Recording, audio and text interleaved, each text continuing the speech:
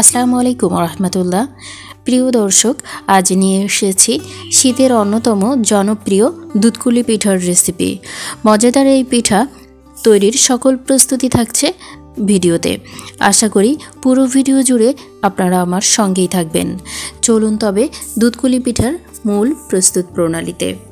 দুধকুলি পিঠা তৈরি করার জন্য আমার একটা ডো তৈরি করে নিতে হবে। তার জন্য এখানে আমি 1 কাপ পানি দিয়ে নিয়েছি এবং চুলার জাল অন করে দিয়েছি। দিয়ে দিচ্ছি স্বাদমতো লবণ, এখানে হাফ চা চামচ লবণ দিয়েছি। আর চালের গুঁড়াটা আমি আগে থেকেই করে নিয়েছি। শুকনা চালের গুঁড়া এখানে 1.5 কাপ মেপে নিয়েছি।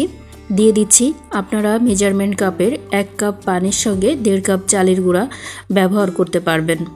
চারপাশ থেকে যখন বলক করতে শুরু করবে তখন আমি একটি কাঠি দিয়ে নেড়ে চেড়ে নিব।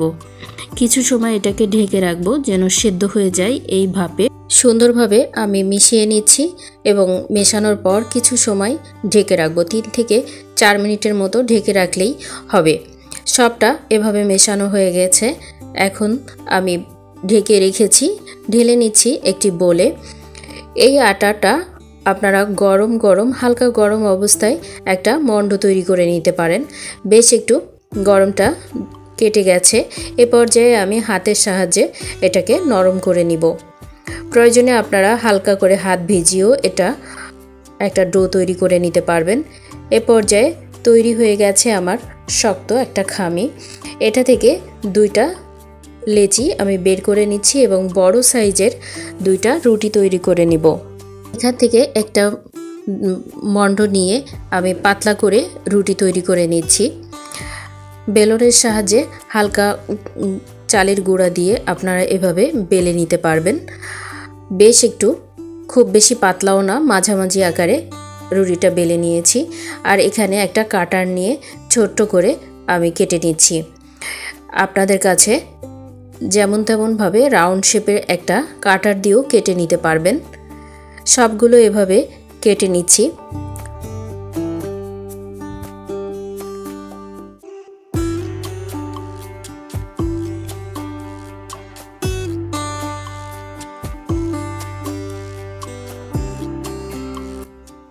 আগে থেকেই আমি নারকেলের পুর তৈরি করে নিয়েছি। এখানে নারকেল আর সঙ্গে দিয়েছি নতুন খেজুরের গুড়। এখানে সামান্য তিল ব্যবহার করেছি। আপনারা চাইলে এটা ব্যবহার করতে পারেন, নতুবা স্কিপ করতে পারেন।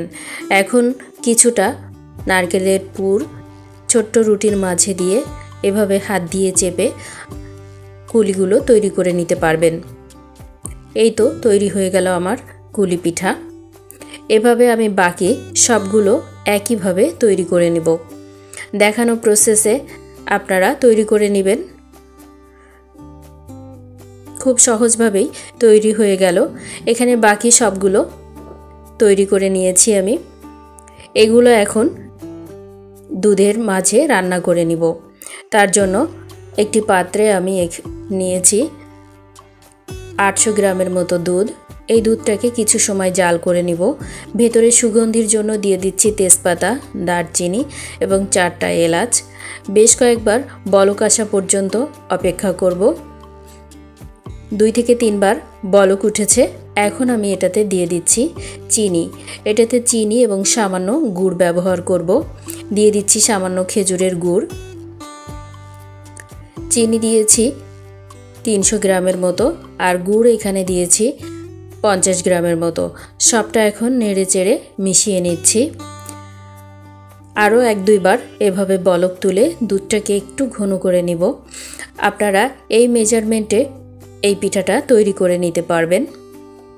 মজাদার এই দুধ পুলি খুব সহজেই তৈরি করে নেওয়া যায়।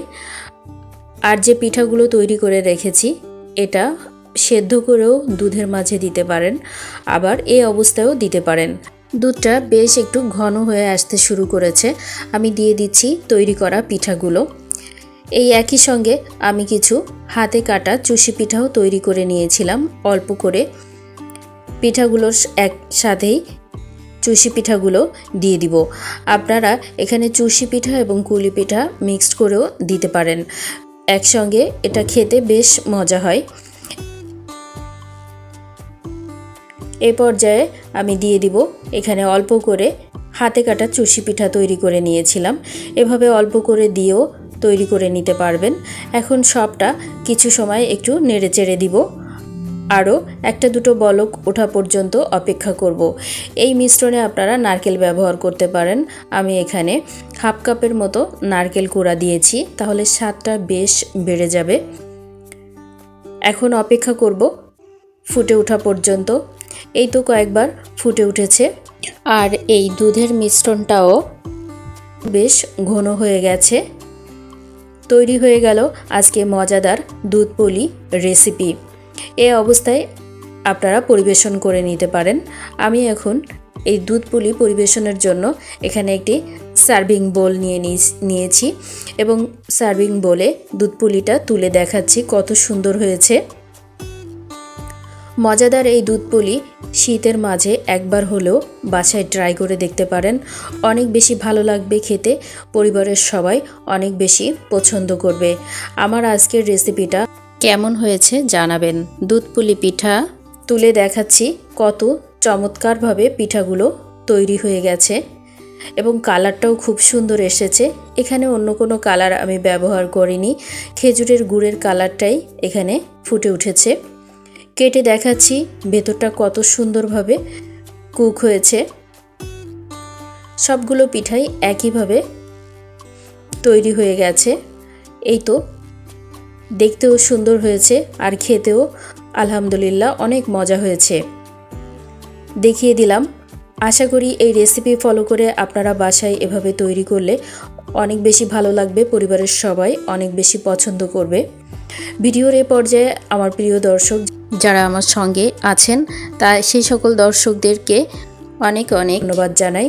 পরবর্তী ভিডিওর আমন্ত্রণ জানাচ্ছি এবং আপনাদের মঙ্গল কামনা করে এখানেই শেষ করছি। আল্লাহ হাফেজ।